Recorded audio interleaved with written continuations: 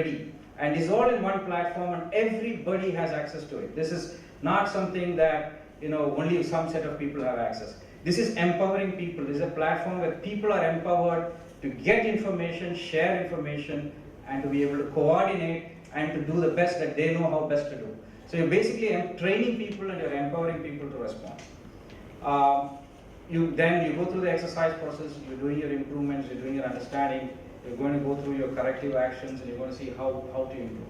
So this is all the modules that we have in planning and preparedness side. And when you get on to response and recovery, let us assume a storm incident occurs. It starts with a meeting. So you got to start defining. You need to do your planning meetings. You need to do your incident briefing meetings, your safety briefings, and all of this goes immediately into the software. These are things that you can. These could be just 5-liner, 10-liner bullet points, but these could be extremely important information for people to see on their mobile devices. As and when they when the action plan is launched, they really know what has been decided. And you're not running, when you run a 24/7 operation, it's very, very difficult to have the same people do 24 hours for 5 days. Yes, in an emergency scenario, everybody does it, but you do have people in rotations that actually take turns and do it. So what is decided at one point of time in the day needs to travel to multiple sites. That information needs to go to multiple sites.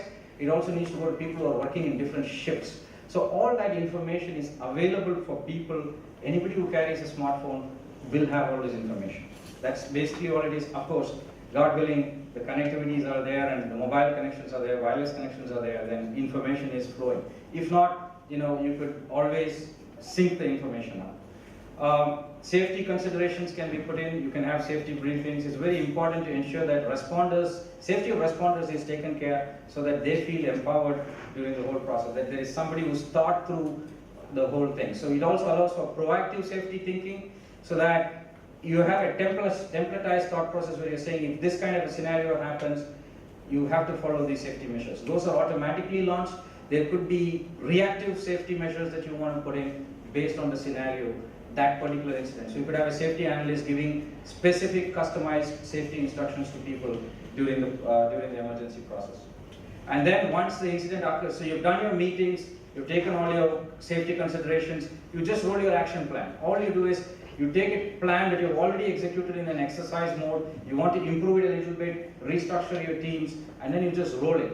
Moment you roll, everybody just gets instructions. Everybody says, here's an incident, and they already know what they need to do. They will get instructions in terms of what their posting is, which site they need to report to. A lot of that information just straight away comes. So we have a personnel module where you can just go ahead and start very quick. A lot of this hopefully is predefined, but if you want to start reassigning some of your personnel, you could start reassigning that. And typically in an emergency scenario, there are multi-organizations that are coming in.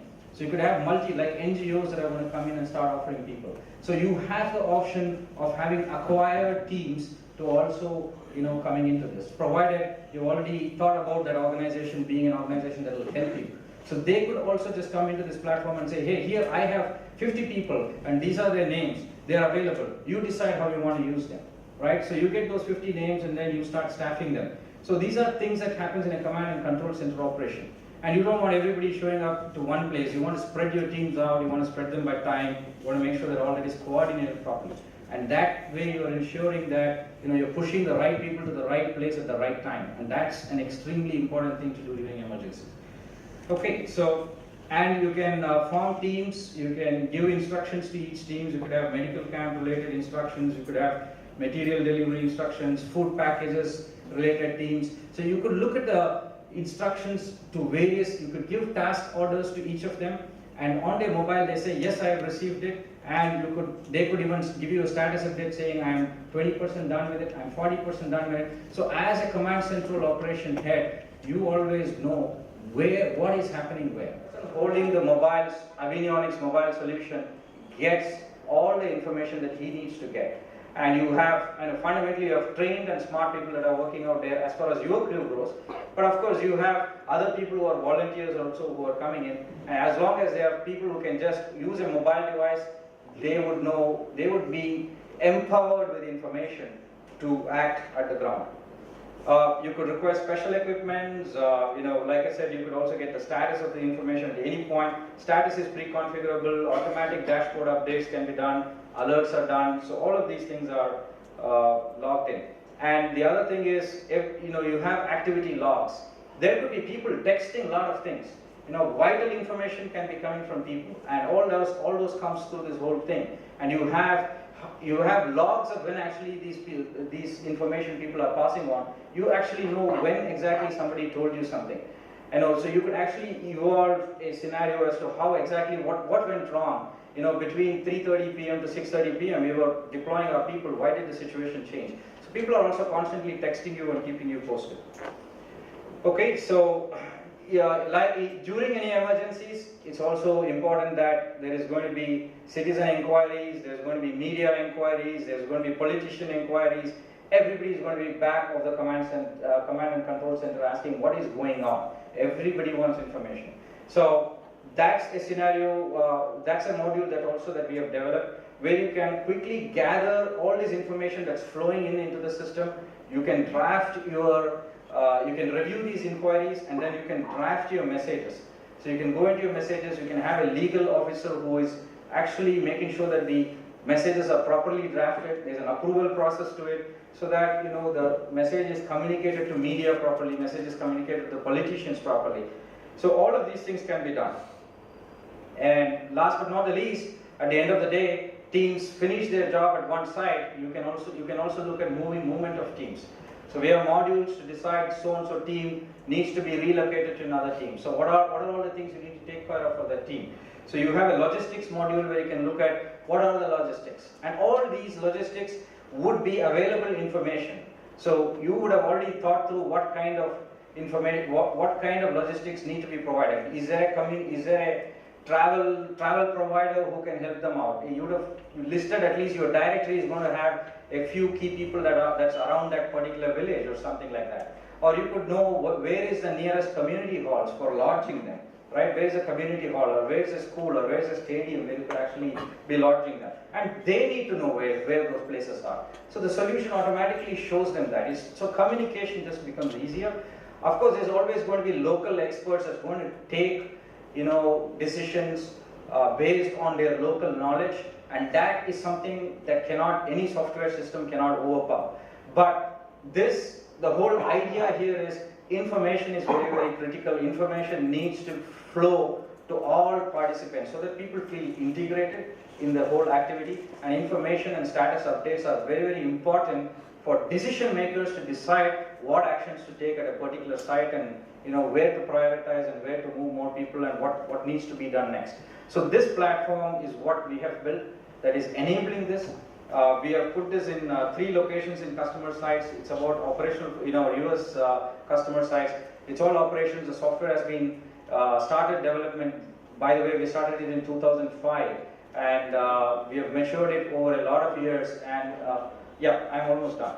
And we have brought it up to a stage where we made our first sales in the US in 2011. And now, since 2-3 years, we've had few more customers that we have added, and definitely we've been improving the whole solution now, and it's matured, and we're looking to see how we can take this product to the Indian market and see how we can help the emergency preparedness aspects. And again, like I said, in the end, there's always improvements. There's always room for improvements. The whole beauty of the product is that everything is logged in. Right? And today, every piece of information can tell you what went right and what went wrong. It's almost like a social media kind of interface. So all that information can, at a later stage, be analyzed in a back room. You can sit and see what all happened. You can decide what went right, what went wrong, what targets we met, what did we not meet, why did we not meet, and you can start planning and improving. You go back to your exercises, and then you try doing your next cycle of exercises. So that's kind of how this whole solution works, and we really hope that we can bring this solution to India here, and find ways of working with all the organizations supporting this endeavor. Thank you. I hope I stuck to my time. I would like to Yeah. You said you're deployed in the area of location. That's correct. So how many times have you do tested and then what's the feedback? Yeah, so with one of our customers in Texas actually, as you know, Texas does receive a lot of storms. So we've had them using it for almost 2.5 years now. And initially, when we started and implemented this solution there, the amount of functionalities that we had on the mobile device was low. We were focusing largely on the web-based interface, but then subsequently we realized that the power of emergency response finally lies in the hands of the responders. Okay, so when we got started, it started more as a command center operation dashboard, but we realized that even a command center operation does not get as much empowered with information unless the people, responders, are able to provide the information back to them. So yeah, we got some very valuable feedback from them. We started building our mobile interfaces subsequently after that, and we try to get as much of information and modules made available to the mobile devices. So once we made that, there was a complete change in the whole usage within those organizations. So initially it was restricted to planning departments and emergency departments and a few people in those organizations. But once we made the mobile device application, everybody started using it and everybody said, hey, this is great, now I can actually contribute to the whole process. And that changed the whole thing. In the Texas organization, there's almost like 4,000 users right now. A lot of them are mobile users.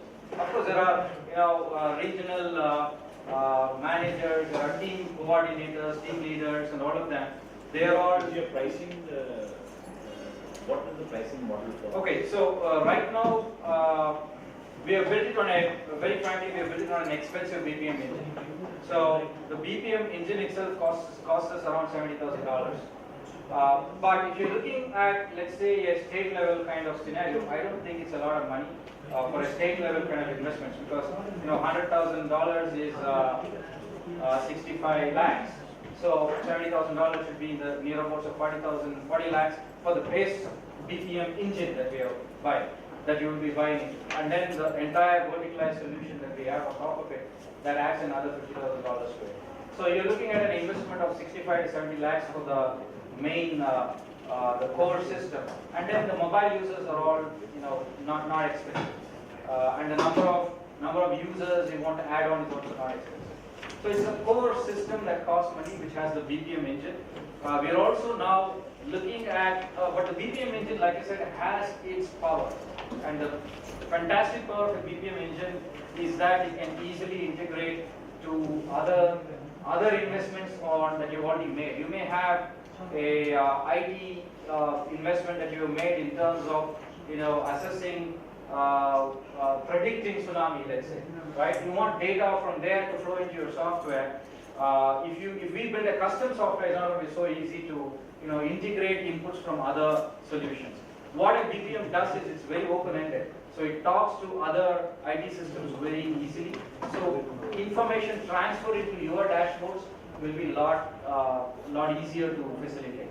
So the BPM engine has its role to play depending on what size of organization you're looking to deploy. We're also coming up with a version where smaller organizations do not have to make huge investments. So we're looking at scaling down the platform. Without a BPM engine, we're building the whole solution at this time.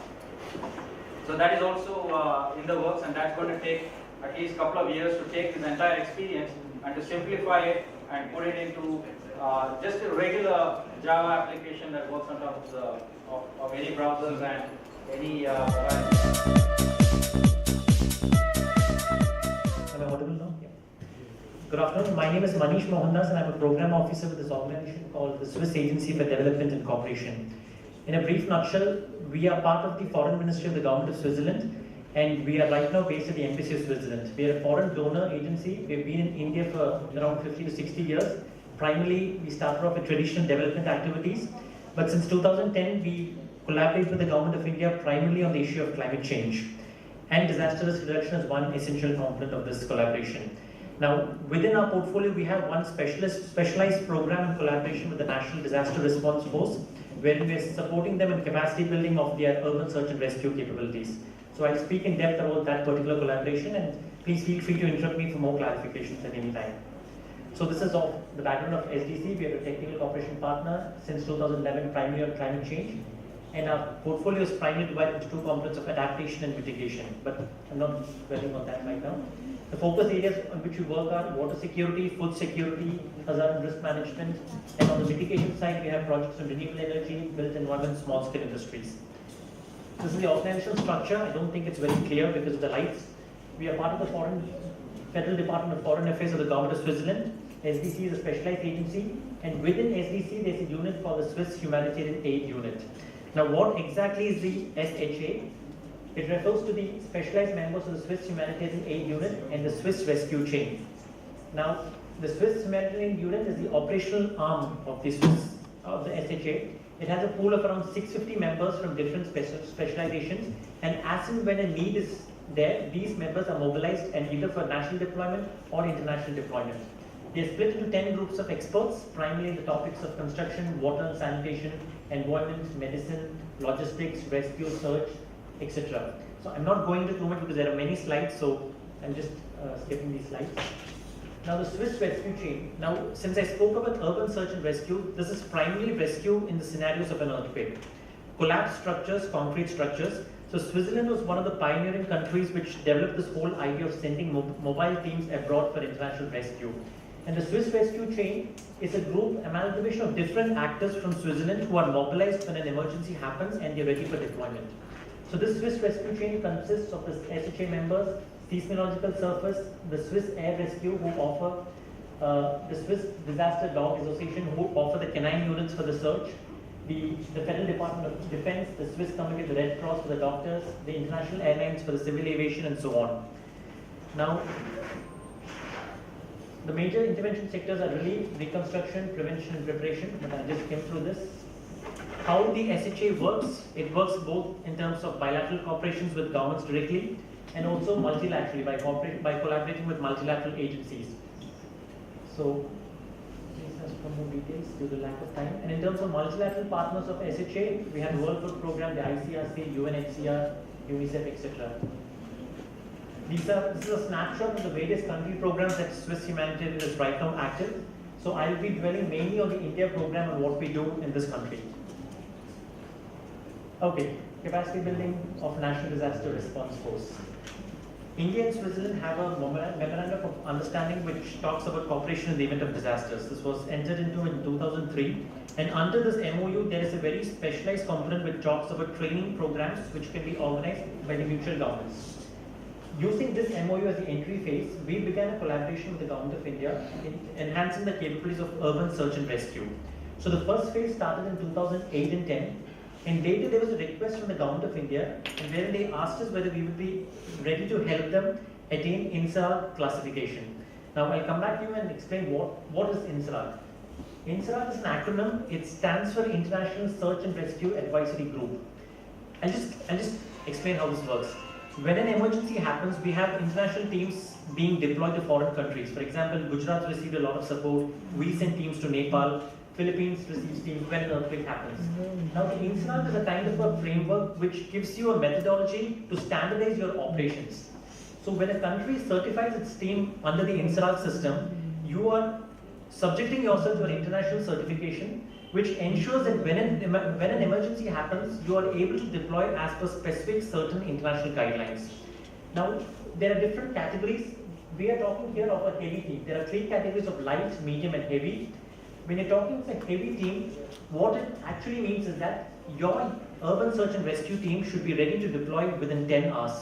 The moment the Government of India decides that we send our team to a foreign country, your team should be on the aircraft in 10 hours time. And when you're talking of a team, once a team reaches the receiving country, you should be able to be self-sufficient and perform operations at 2 sites simultaneously for at least a minimum of 10 days.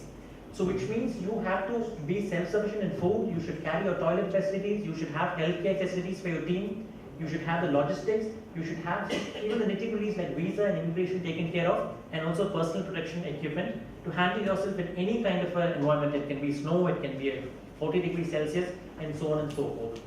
Now, SDC was involved in this collaboration with the Government of India to kind of provide consultancy support to help them understand what does it mean to translate this into an actual program. So when we are talking about a heavy team, what it means is, now this is a complicated diagram, we are talking of a team structure of around 100 members, which is divided into one component which looks after the management part, which is red color, who look after the operations. Just as a colleague in the previous presentation was talking about an actual disaster where information comes in. In actual practice, how it happens is that you have one management, a group of 4 or 5 people who manage these 100 people, and the yellow part is actually what happens on a rescue site. You have dog handlers, you have their dogs, you have rescuers, you have paramedics on the site, and you have a medical doctor.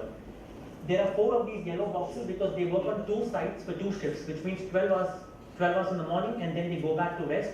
The other 12 take over that site. And what is on the green is the base of operations. So all these 100 people have to be accommodated in tents with their own equipment and so on and so forth. So so how did we go about doing this? So the trainings began, we were asked to begin this training in the NDRF battalion in Mundali, which is in Odisha, in June 2011. And subsequently, because of a government decision, they decided to shift their trainings to Ghaziabad in 2012. So we provided consultancy services in the topics of management, search, rescue, medical, logistics, and crisis management.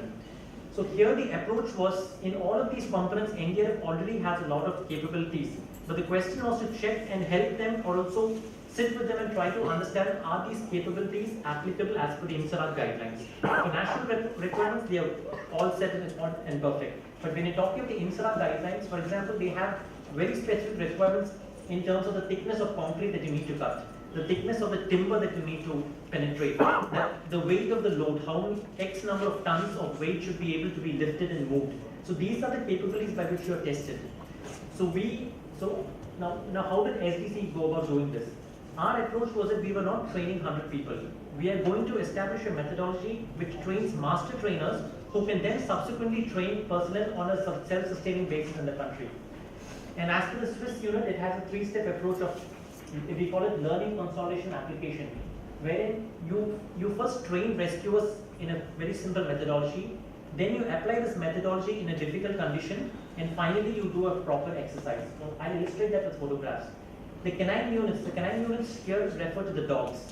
Here the challenge that we had is that in India, the dogs are trained in a different way in the paramilitary forces. Whereas in the Swiss system, it's more of a relationship with the dog handler and the dog. So in our system, what we propose is that the dog handler and the dog have to be together. You cannot leave the dog alone and transfer the dog handler when his tenure is over, because this dog will not respond to a new dog handler. Because when you're asking your dog to go on a site, it might sound a bit fascinating and funny also, but this is also some of the intellectual discussions that we have had with the government on various points. Our colleagues say that when a disaster happens, dogs are usually hesitant to go on a rubble field because it's an unstable territory. And their ability to perform and detect a live victim is intrinsically linked to this trust from the dog handler. So as per the Swiss system, canine units are trained through a 96-week-long program in which they start right from the pup, right from the stage when a dog is a pup, and it builds up through that trust building, and then slowly exercises are taken forward. In the medical component, for example, the INSARAG guidelines talk about the ability of the doctors to handle amputations in a rubble field. NDRF has doctors who have MBBS degrees and all, but when it comes to real surgical level interventions in a rubble field, that was lacking. So there, NDMA was able to integrate specialists from the All India Institute of Medical Sciences and also make them part of our training programs. So just coming back to this 3-step approach, for example, this is just an illustration. In the first phase, you see this photograph of a learning. It's just a slab. Here, what you're taught is how to penetrate a slab, how to understand your equipment, how you handle your equipment. In the second phase, these same skills are then translated into a more difficult scenario. It could be a tunnel, it could be vertical cutting, it could be slope penetration. So your first skill is translated to the second skill through repeated training, and finally you use those skills on an actual rubble field. And these were all part of the drawings that we shared. So these rubble field also, it kind of simulates a collapsed building, but at the same time, if you look at the roof, for example, it's just a slab which can be replaced. So when you have a training program, once you penetrate the roof, you can just replace that slab alone so that the building can be reused again. So these were all some of the interventions that we shared with NDRF towards helping them attain the certification. These are just some photographs. This is a rubble field that was built in Mundali, which shows the improvisation for the dogs to kind of train and detect. This is the medical rescue happening. This was how we managed this was that Swiss experts used to still come to India almost every 2 months. We have each component, a couple of experts coming in, spending 2 weeks at the battalion level and training personnel in attaining these skills. This is, for example, just a simulation. It's not a real victim. This is night rescue. This is, for example, the rescue trainings happening. So you see, it's not just teaching someone how to drill. It's about how do you train a person become a master trainer? How do you plan a lesson plan? How do you teach shooting techniques? How do you monitor performance? Because after 1 year, once the trainings leave, it should be that this becomes a self-sustaining cycle. This is first aid for the dogs. This is just the entire dog units whom we train. This is some additional pictures I'm just running through. Okay, so right now where we are right now, the discussion of the government of India is that when it comes to the actual certification, it's a very complicated process because you need the government. It's not just one ministry. You need the Ministry of Home Affairs, Ministry of External Affairs, Ministry of Civil Aviation, Ministry of Defence. You need the cabinet's approval. So we have said that all this knowledge has been transferred to a certain extent to the government of India, to the NDRF units, to the NDMA. So we have said that as and when the government of India takes a decision to apply for the INSRAG certification, we will then be ready to take this, to continue this to its logical conclusion and support the government in the actual certification. The certification is conducted by a UN agency called the UN OCHA, which kind of comes for a few days to really certify and see whether the team is ready and as per these guidelines can be attested to be heavy classified. But just remember that the INSRAG guidelines does not mean that if you don't have the guidelines, you are barred from going abroad. You can still send your teams abroad for operations, but only thing this is something like a standard. If you subject yourself to this, you are saying to the international community that yes, we have attained a certain level of professionalism and response in our abilities. So in the next phase, what we are now in discussion with National Disaster Response Force is that we have planned to further engage with them on a 1-year national capacity building project. So here what we are planning to do is that NDRF is building a specialized training center in Nagpur. So there we have agreed to kind of train 15 master trainers selected from different battalions for a period of 1 year in the Swiss training methodology. And after 1 year, these 15 people can become a pool whom NDRF can utilize for further building capacities across battalions. We are still working on the modalities of the post 1 year kind of multiplication process. But the idea is that from February onwards, we'll have trainings commencing in Mundali and Nagpur to take this forward. So this is a major component of the humanitarian aid part. Now coming back into the climate change program which SDC is having in India, it's so just one glimpse on that. Every state right now has a state action plan on climate change, which basically kind of charts together what each state is planning to do in the field of climate change. So we are now supporting the states of Uttarakhand, Sikkim and Madhya Pradesh in partnership with UNDP to help them in the implementation of these action plans. So DRR as a specific topic is an area of intervention in the states of Sikkim and Uttarakhand because these are mountainous states. Switzerland is also a mountainous country. So we feel that some of the experiences might be relevant if there is a need from the government. And the approach envisaged is that one is we look at institutional capacities for implementation, looking at the nodal agencies, whether they need any capacity building trainings, do they need are they manpower constraints? And when you look at the approaches, first we do a hazard and risk analysis of the sector, identify what could be some of the appropriate actions that can be identified for implementation, help the governments in prioritizing and shortlisting these actions, and finally when the government departments go ahead towards implementing these actions, we will be ready to provide international support in terms of technical agencies, universities, scientific studies or anything of that sort can be offered to the state government. We will not be implementing anything as such, but we will be supporting the departments in the implementation. So here DRR is one major thrust in these two states of Sikkim and Uttarakhand. And if you look at these four-pronged approach, this is exactly what the international frameworks like Sendai and Hyogo have spoken about. Finally, just for your information, SDC has developed a tool called CEDRIC. It's called Climate, Environment and Disaster Risk Reduction Integration Guidance. You can just Google this title and you can get the document. It's basically a very simple group work task tool wherein you can use it at pre-project planning phases to understand whether your projects are really DRR approved or not. It's a kind of a checklist approach and which helps guide project planning towards understanding. If you're building a school, for instance, it kind of guides you in trying to understand, is your school disaster proof? If it's yes, are there mitigation options? Are they cost effective? So it doesn't give you a solution, but it at least guides you to the process of understanding, are you disaster proofing my intervention, whether it's a school or a hospital or whatnot. It might be of interest if you just have a look at it. It's available online and it should be of interest for some. Yeah, thank you. So any further questions, you can contact me.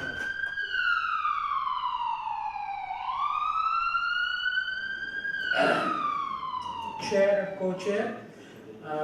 My name is Bimal. I'm working with GVK EMRI 108 Services. We are the non-profit organization working in the PPP model, public-private partnership model. We are running almost 10,000 ambulances in the 17 states, including 2 union territories. We have employee of 42,000 people. We are valued by volume. Meaning to say, there is one ambulance dispatched for some point of emergency, some emergency in some point of the country every 4th second, and we are able to save lives by every 2 minutes. Once we are saving one life, and we never thought pregnant women is going to come in the ambulance. Every day we are able to conduct almost on an average 168 deliveries. We don't encourage delivery in the ambulance, but in our Indian scenario, when and it happens, we assist deliveries. So far we have saved 3.5 million lives today. If there is 108 number was not there, these 3.5 million would have lost in the country. With this volume, we have completed 10 years of services. We are here to discuss about the rescue and evacuation. What is the involvement of emergency medical services in the rescue and evacuation operations? We're going to start with we believe in mass casualty incident. As per our GVK EMRI, any incident that requires second ambulance is considered to be mass casualty incident. Because our motto is to serve one emergency at one time. Because if any incident that requires second ambulance is considered to be mass casualty incident. This mass casualty incident need a lot of resource, people, and then good system. In this, there are specific roles and responsibility in the incident command system. It requires, anywhere in the world, it requires the mass exercise twice in a year to check our ability and as well as learn out of this mock exercise. How EMS is really coordination with disaster management is that EMS system is 24/7 and we have robust communication system. Whoever calls 108 number is 90% of the time it is answered within 2 rings. If anybody wants to check, you can check as well as. And we have properly laid down multi-casualty incident protocols and disaster management protocols, and we have well-equipped ambulances. Those are capable of providing pre-hospital emergency care on field, and we have trained paramedics in the country. We have basic EMTs on board so far. Around 18,000 of EMTs are working in our ambulances. These basic EMTs are trained for 2 months in our organization, and then they are posted in the hospital, and then as well as they are posted in the ambulance, and then finally they are validated by the external examiner, and then they are go on field to serve and provide pre-hospital care emergency. So the objectives are going to be to provide a safe and systemic approach based on the standard protocols toward multi-casualty incident, and then we ensure that ETTT, number 1, extrication, number 2, triage, and then treat and then transport. ETTT is our goal. And application of appropriate life-saving procedures on field that could save lives. There are several agencies involved in this multi-casualty mass casualty incidents: police, fire, 108 ambulance services, and other ambulance services, media, and a hospital. I don't want to, it's not so clear. This is our incident command system. A first person who go on to scene become incident commander as per our organization.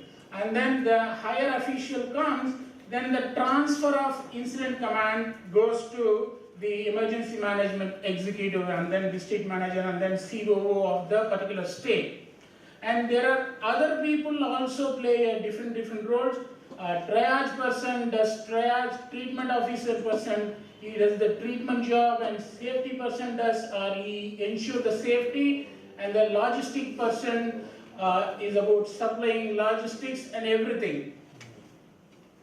Now let us look into the anatomy of multi-casualty incident. Suppose we consider to have bronze zone, silver zone, and then gold command. Bronze area is exactly the incident site, and then silver area is surrounded by site which is safe to approach. The gold command can be anywhere in the district. As per the law, the incident commander is going to be a district collector, but in our GBK-MRI, the district manager is the incident commander. For the entire state, chief operating officer is the incident commander. Some incident happens, there is always the crowd behavior.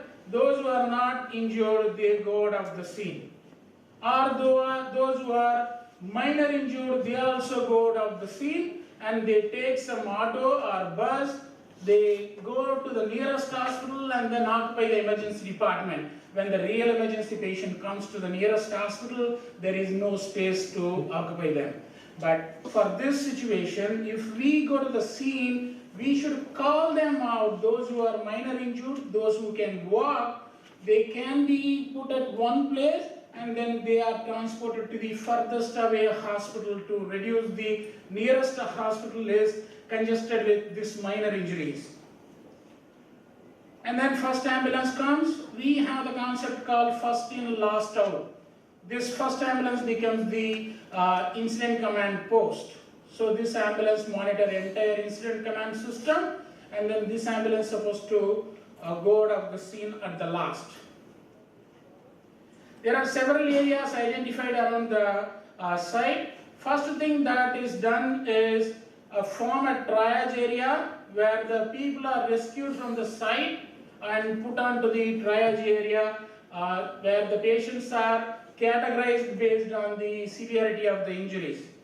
From the triage area, patient can be brought to the secondary triage area to evaluate in detail. The primary triage can even done by fire personnel, military personnel, or any other first aider, which is very simple in nature.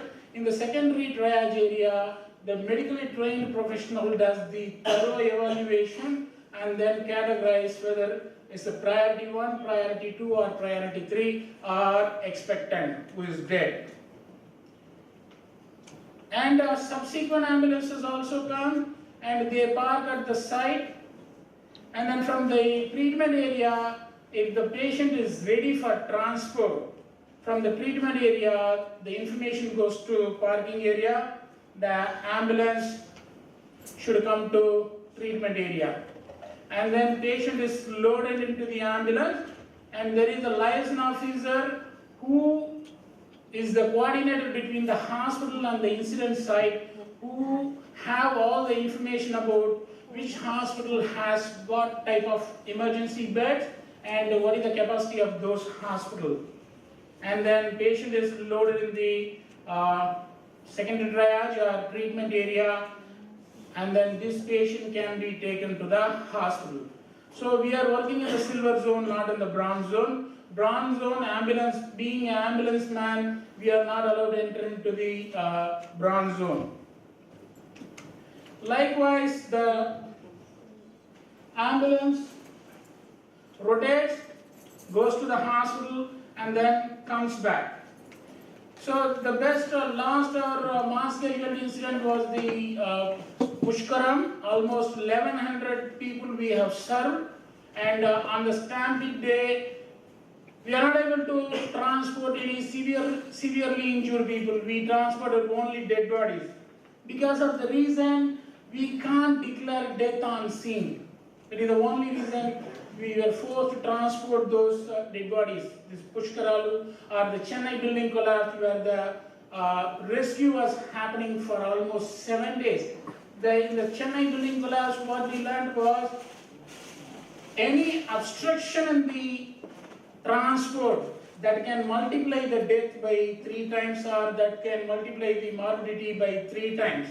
That is what the small road, lot of vehicles, those who want to see, with the excitement, they wanted to see that incident. Everybody started coming with their vehicles, and there was no road for ambulance. And talk a little bit about the technical rescue quickly in 5 minutes. Rescue is delivered from the danger as for EMS personnel.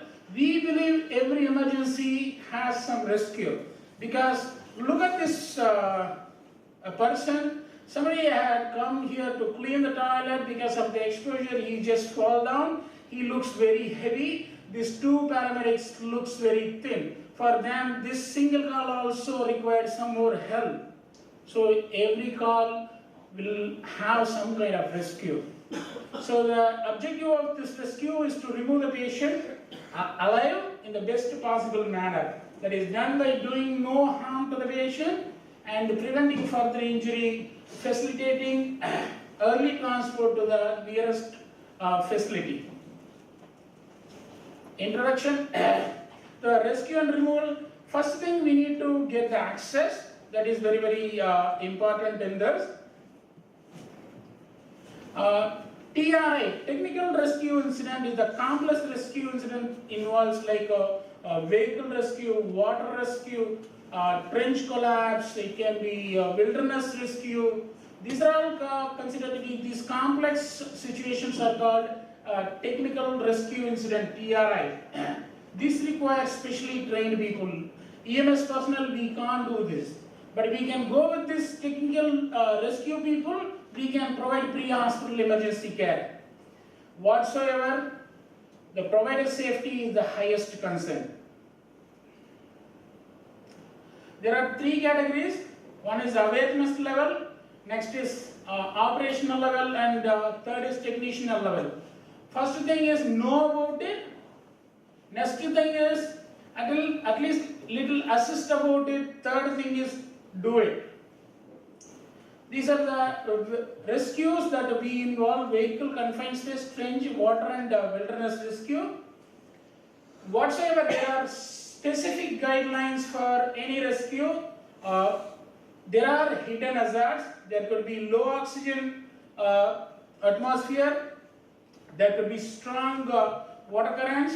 The knowledge, education, preparation, and planning, regular exercise will give you how to avoid from or how to get out of this danger.